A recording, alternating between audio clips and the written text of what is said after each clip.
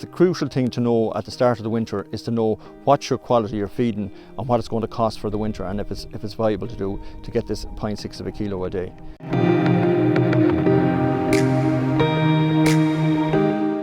And the purpose of the video is just to highlight the importance of taking a silage sample and getting it done through a reputable lab.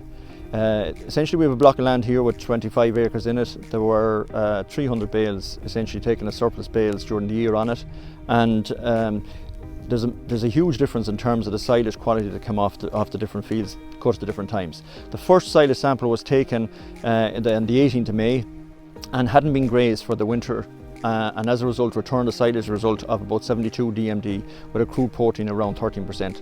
The second sample then was taken 2 weeks later, had been grazed and came back with a result of 77% DMD.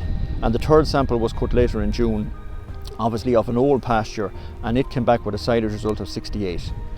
To look at the land that we have here, the block of land and the 60 calves on it at the moment, if we were to feed those weanlings for the winter for 100 days, so in terms of the 77 DMD silage, you're going to get 0.6 of a weight gain across the board without any meal.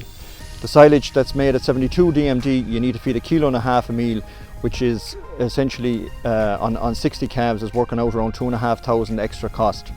And the third silage, which is 68 DMD silage, which would be totally uneconomical, you have to feed 3 kilos of meal for 100 days on it, and that's essentially working out at 5,000 extra. The crucial thing to know at the start of the winter is to know what's your quality you're feeding and what it's going to cost for the winter, and if it's viable to get this 0.6 of a kilo a day.